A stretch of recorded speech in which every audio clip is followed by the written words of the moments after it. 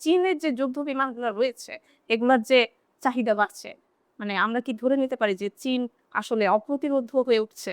চীন আসলে ইতিমধ্যে অপ্রতিরোধ্য হয়ে উঠেছে এবং তাদের এই যে যুদ্ধ বিমানের কথা বললেন, আ কয়েকটি ভেরিয়েন্টে তারা যুদ্ধ বিমান বানায় এবং যদিও তারা এখন রাশিয়া, আমেরিকার সমকক্ষ না এসব ক্ষেত্রে। কিন্তু খুব চ্যালেঞ্জিং একটা পজিশনে তারা চলে গেছে। বিশেষ করে যদি ভারত-পাকিস্তান একটা যুদ্ধের কয়েকদিন ব্যাপী একটা যুদ্ধ হয়েছিল, লড়াই হয়েছিল।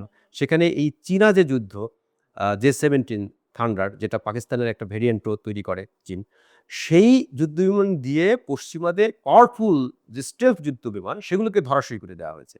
মানে জে-17 কিন্তু ওই যুদ্ধবিমানের অর্ধেকেরও কম দাম।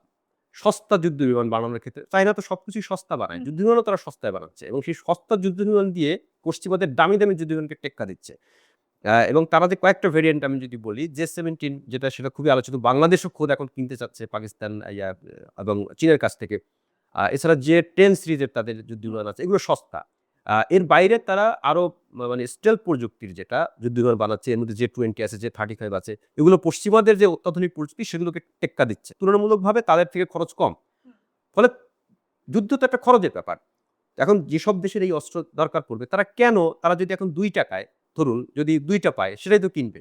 নাকি ৳২ যেটা একটা পায় সেটা কিনবে। যদি সহজভাবে আমরা বলি। তাহলে এই যুদ্ধবিমানগুলো সস্তা। যে কারণে এখন ইন্দোনেশিয়া, আজারবাইজানের কথা আমরা বলতে পারি ওদিকে। তারা চাচ্ছে যে এই চায়না মডেলের চায়নার যে যুদ্ধবিমানগুলো এগুলো কিনতে হবে। এগুলো কিনলে পরে তাদের সাশ্রয় হবে এবং আ মানে যুদ্ধের ময়দানেও অত্যন্ত কার্যকর। তো চীন মোটামুটি তবে চীনের উৎপাদনের দিক থেকে এখন সীমাবদ্ধতা আছে। কারণ তাদের নিজেদেরই অনেক লাগে। মোটামুটি বছরে তারা ৩০০ ফাইটার জেট তৈরি করতে পারে। এই সক্ষমতা আছে। তারা হাইপারসনিক ক্ষেত্রেও তারা অনেক এগিয়ে গেছে।